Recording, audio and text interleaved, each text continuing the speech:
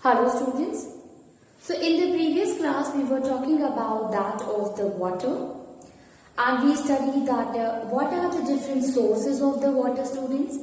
And in the sources of the water we came to know that basically there are fresh water. There are two different types of water is also there. That is the fresh water. Fresh water is water which does not contain salt in it. Then a saline water is there. Saline water or that of the marine water is such kind of a water which consisting of a salt dissolved in it, or which consisting of a salt in it. Okay, so we studied that the fresh water, it is basically present in that of the river water, or we can say the river consisting of the fresh water, ponds, lakes, spring, well, all these water bodies basically consisting of the fresh water. So these water we can drink it. Fresh water we can consume it. Although the amount of the fresh water on earth is very less. Then the second thing that we study is the saline water. Saline means consisting of a salt in it. Okay, so saline water or that of the marine water, both is the same, consisting of a salt in it. So example of such kind of a water bodies consisting of that of the saline water is the sea or the ocean. So sea or ocean consisting of a water, that water consisting of the salt dissolved in it. Okay, and we cannot consume the saline water. Okay, so the amount of, although we say that 2/3 of the water which is present on the earth is basically present in the sea and the ocean only. It means that 2/3 of the water present on the earth is consisting of a salt dissolved in it. Okay, and such water we cannot drink it. We can only drink that of the fresh water only. Then we talk about the source, students. So there are two sources. The first one is that of the rainwater and the glaciers. Okay, so glaciers, due to the high temperature, it melt down, and as it melts, the ice get converted into water, and that water is the pure form of a water. We can consume it directly. But since the water which get melted from that of the glacier or the icebergs finally get mixed with the river, and you know that the river water, although it is a fresh water, student, but it consisting of germs also. So we cannot consume, we cannot drink the river water before purifying it. So at first we will purify it and then we can use it. You see, student, the water which comes to our house, okay, so these basically come from that of the river water or from the ponds or from the lakes itself. Okay, but we do not consume it like that, directly from that of the river water. But what we will do, we used to purify the water. It undergoes to the purification and finally we can consume it. Okay, so river water, although it is a fresh water, but it consisting of germs, and that's why we cannot consume it directly. So first is that of the glaciers, and second we said that of the rainwater, student. So rainwater is water. It is a pure form of a water. Again in the rainwater, it finally get mixed to that of the river, and thus we cannot consume it. Okay, we studied about the underground water as well as of the spring also. Now you see, student, most of the water is present in the sea and ocean, but since it consisting of a salt, we cannot drink it. But it plays a very important role, and that role is to convert the salty water into that of the pure water. How? You see, the sea or that of the ocean, the upper surface of that of the sea or surface, it get heated up, and due to which what happened, the water, the surface of the water, it get evaporated and get converted into the water vapor. Okay, so that salty water, that upper surface of the water of the sea and the ocean get converted to water vapor, and it rises up. As it rises up, it get converted to water droplet, and in the form of the rain, it finally come to the ground. So when it was going up, before that, when it was a water, then that water consisting of a salt in it. Finally, when it get converted into the water, that is the rainwater, we know that rainwater is the pure form of a water. So, although we cannot drink that of the sea water or that of the ocean water, but it plays a very important role in the rainfall or in converting the salty water to that of the pure form of water. Then we study about the states of the water, student. So we study that water, it can be it can be in the form of a solid, it can be in the form of a liquid, or it can be in the gas also.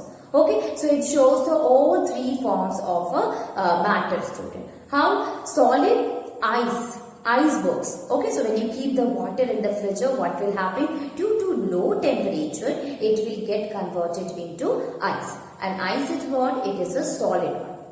Now, you take that tray outside, what will happen? Due to high temperature, it will get converted into water again. So, this one is the liquid state.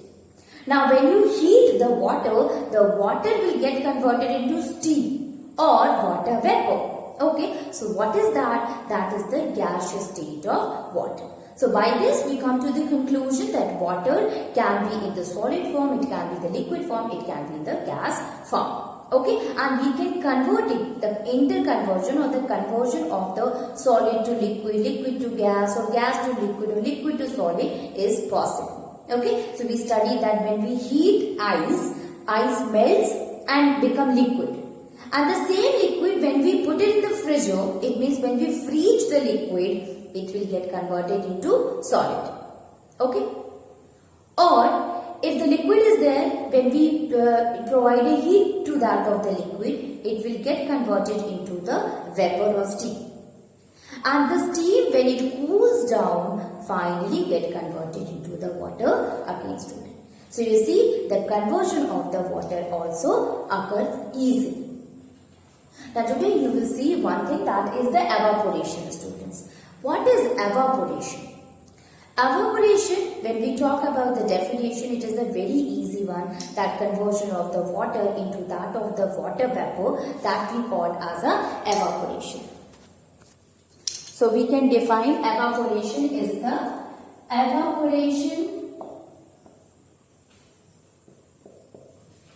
is the process of conversion of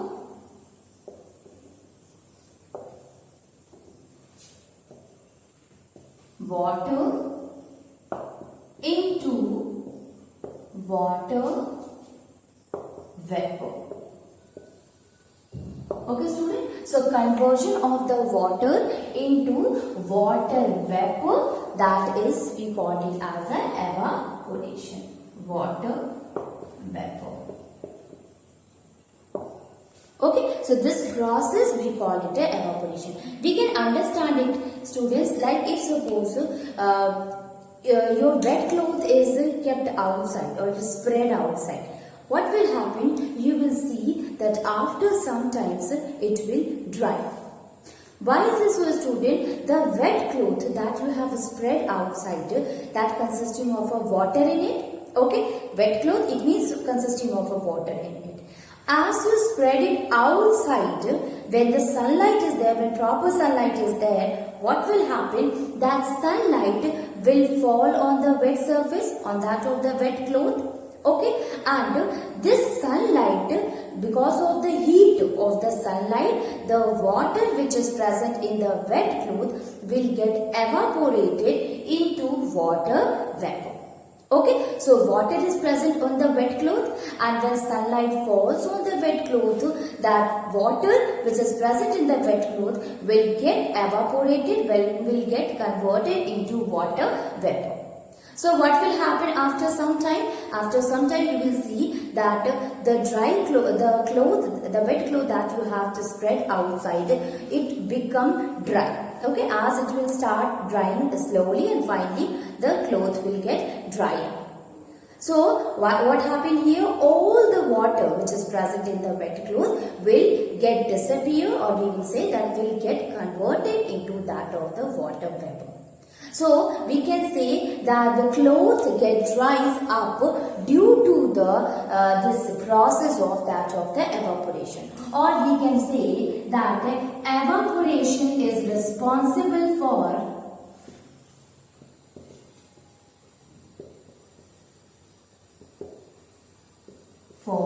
drying the cloth, the wet cloth. Reason, student, you know that sunlight falls on it and this sunlight helps it to drying up by evaporating all the water which is present in it into water vapor. So lot of examples are there of evaporation. We will now discuss the different examples of that of the evaporation, students. So we will see some of the example of the evaporation, student. So the first example, what happened when you throw water on that of the floor, or water gets spilled up on that of the floor. After some time you will see the floor, student, it dries up. Okay, so sometime it happen if the school bottle, if that of the water bottle get open or get falls down on the floor, the water will spill over that of the floor. Okay, so after some time what you will see, student, that water will get evaporated or water will get dry, the floor will get dries up. Okay, so the drying up the floor, even though the water spilled on it, it is due to the process of the evaporation. The evaporation process means the water which is present on the floor will get heated up and finally get converted into that of the water vapor. So it get the heat from the floor itself and finally it will get converted into water vapor. So the first example that we will write in is the drying up of floor when water spilled on the surface or on the floor. Okay, so you can write even on the surface of the floor or on the floor itself. Okay, so if water gets spilled up, it dries up, and that drying up is due to that of the evaporation, students. Okay, students. Now see here. If you see the next one, sometimes it happens that you used to take a wet cloth and you wash that of the blackboard. Okay, and after some time what you will see that the blackboard also dries up. So drying up of that of the blackboard is also due to the evaporation. So we will say it that the blackboard dries up after washing it with a wet cloth is due to the evaporation.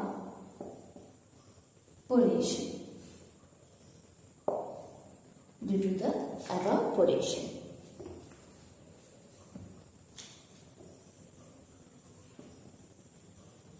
Not only the students, you have seen sometimes the water get collected on the rooftop or water get collected to that of the road, or the road it get wet due to that of the rainfall, or the rooftop as well as the road, both of them get wet due to that of the rainfall, student. That will also get dries up and it is due to that of the evaporation. Okay.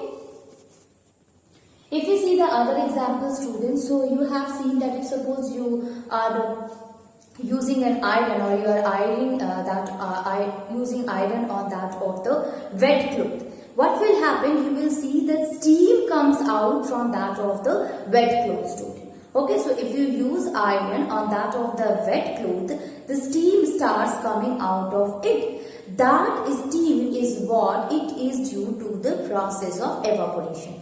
Because what happened? Iron is what? It is very hot. Okay, so it is having heat in it, and due to which as you apply that hot iron on that of the wet cloth, the water which is present in the wet cloth will get that heat from the iron, and due to which it will get converted into water vapor and evaporates. Okay, so we will say that the steam which is coming outside from that of the wet cloth, when we iron it with a hot iron, then what will happen? It is due to the process of evaporation only. The water will get converted into water vapor and finally it will vaporizes. Okay students, so we can write the third one, the steam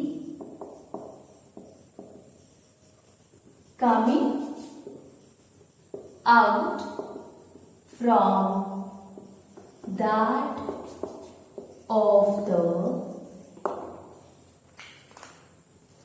wet cloth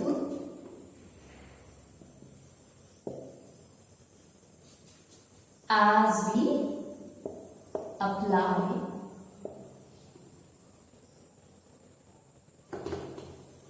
a hot iron is due to the evaporation. Okay, so the steam which comes out of it is due to the evaporation only. Now another example, if suppose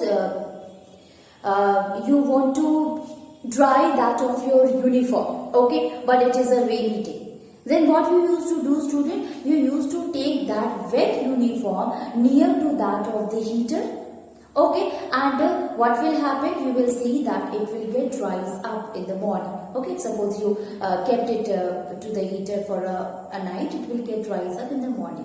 Why is this so, student? It is because that heat which is coming out from the heater, the water which is present in that of the wet cloth will absorb the water and finally it will get evaporated.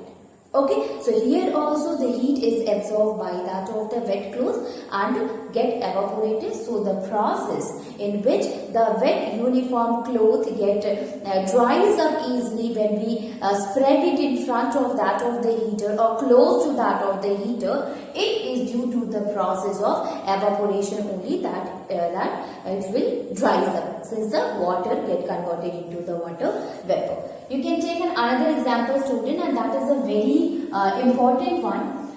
This is that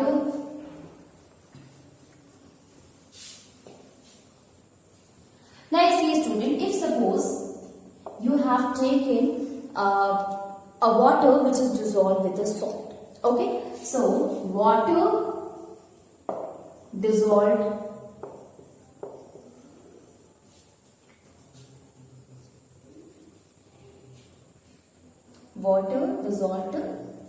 salt in it, or we can say if we take water having salt in it or dissolves, that is also correct, dissolves salt in it.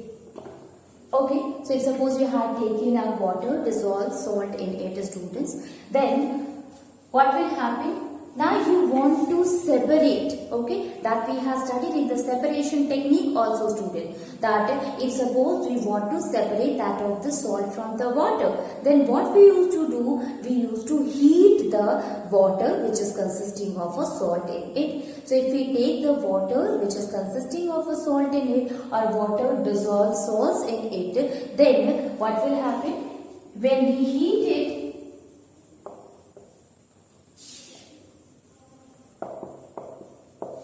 what will happen when we heat it? The water gets evaporated, students.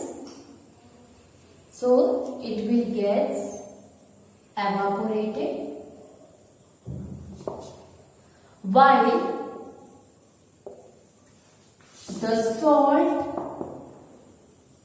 remains in the glass. Wherever you had taken a glass or a bowl, doesn't matter. Okay, so if you have taken the water which consisting of a salt in it in the glass, and when you heat it, what will happen? The water will get evaporated, leaving behind the salt in it. Okay, so by this process we can separate the water from the salt, or we can say we can separate the salt from that of the water. So evaporation also plays a very important role in separating to that of the salt from that of the water, students. Okay, so in this process also, you can understand by this that evaporation is also used as a separation technique. If we take a salt, if we take a water which consisting of a salt in it, and when we heat it, the water which is present in it, it will take the heat and finally it will get converted into water vapor. But the salt, it will remain present in the glass itself, student. We have studied in the separation technique only that we can take the salt from the ocean and the seas also by the process of evaporation. So we'll discuss now about this. The evaporation only we can understand that how can we obtain the salt, students. So you know, students, that sea water or that of the ocean, it consisting of a lot of salt, and if we want to get the salt from it, we have to separate the water from that of the salt. And how can we separate, students? We can separate it by the process of evaporation only. Okay, so what is there, students? You see, ocean or that of the sea is a large water body. Okay, so what we used to do, we used to take a small amount of water, dig it, and you will pour the water in the place itself. After some time, you will see that the stored water, stored sea water or that of the ocean, the water will start evaporating as it is in a continuous exposed to that of the sunlight. Okay, and finally what happened? All the water will get evaporated, leaving the salt behind, and by this we can get the salt. Okay, so we can understand it by that oceans or sea water consisting of salt in it. Okay, so we will a small amount of our water, students. So we will take a small amount of water. We can understand by this that we can store a small amount of water also. That is also correct. So we will take a small amount of our water and expose it to the sunlight. What will happen? Water gets evaporated, leaving behind salt. Okay, so this is a process in which you can understand that we get salt from that of the ocean or that of the sea. Okay, so these are some of the example of the evaporation, student. Most of the time maybe the question is asked on the basis of the example, that this is the example, what process occur in this example. So you have to write that yes, it belongs to evaporation, so answer will be evaporation. So you have to go through all the examples also. Okay, so along with that of the definition, along with that of the concept of the evaporation, go through the examples thoroughly. Okay, so we studied about that of the evaporation, student, in which the water get converted into water vapor. Okay, now if we talk about that of the plants, so is plant also shows the same amount of, same type of a process in which the water is lost or water get evaporated into water vapor? Yes, that is the transpiration, students. Okay, so we studied about the transpiration also. In transpiration, what we have studied, that the water they used to absorb water from, the plants they used to absorb water from that of the roots. Okay, so plant they need water for the process of photosynthesis, so they take water from that of the soil. Okay, so the roots which is present in the soil, they absorb the water, and this water will comes to the stem, and finally it reaches to the leaves where the process of photosynthesis happens. Now the amount of water which is to be needed for the preparation of the food is used by that of the plant. Now amount of water will be left behind, or maybe we can say the excess amount of water will be left behind. So what plant will do with that amount of water or rest of the water which is not in use? So for plant that water is actually a kind of a waste water. So it used to try to remove that waste water.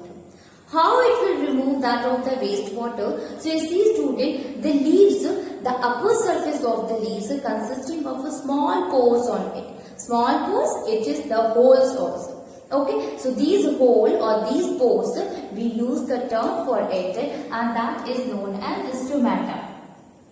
Okay, so stomata is the tiny pores which is present on the surface of the leaves. So these water which is present in the leaves will get evaporated from that of the tiny pores of the stomata in the form of a water vapor. Okay, so as it reaches to the leaf is exposed to the surrounding, and they will take the heat from the surrounding, and as it absorbs the heat from the surrounding, the water will get converted into water vapor, and it will come outside from that of the plant with the help of the pore, that is stomata. Okay students, so we can write about that of the transpiration also. So transpiration process basically occur, or it is formed by that of the, it is shown by that of the plants only, student. So transpiration. So if we understand the transpiration in a very easy language, we can understand that transpiration is a process in which the plant used to remove the excess amount of water from the pores, that is the stomata of the plant, in the form of a water vapor. Okay, so we can write it, transpiration is water. Plants removes excess or extra amount of water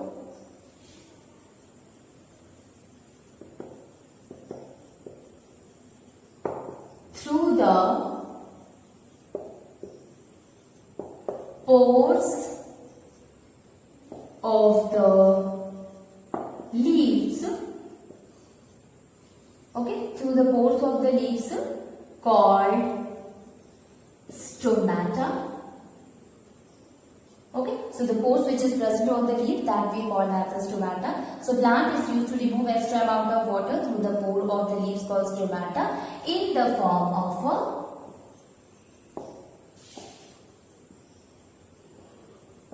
water vapor. Okay students, so extra amount of water which is reaches to that of the leaves, it will get outside, it will get to that of the surrounding again in the form of a water vapor. So plant also help in the process of evaporation. That type of a process of evaporation, we use the another term for it, and that is known as transpiration. So this is the definition of the transpiration, in which the extra amount of water is removed, get outside through the pores of the leaf called stomata in the form of water vapor. So these water which is present on the leaves take the heat from the surrounding and finally becomes water vapor and it evaporates. Okay. So by this we can say, student, that it also contribute, the process of the transpiration also contribute in the process of the evaporation. How? The process of the evaporation in which the water vapor reaches to that of the atmosphere. The source can be anything, student. It can be a sea water, it can be a ocean water, doesn't matter. But in this process, in the process of evaporation, water get converted into water vapor and reaches to the atmosphere. Okay. Transpiration is what? Here also water get converted into water vapor and reaches to that of the atmosphere. Okay, so we can say that transpiration also contributes to that of the process of evaporation. Evaporation occurs from that of the sea, ocean and other water bodies, and transpiration process occurs from that of the plant body. Okay, so water vapor is also formed by that of the process of transpiration also. Now we will talk about the another topic, student, and that is condensation. So after evaporation, we will try to understand the process of condensation.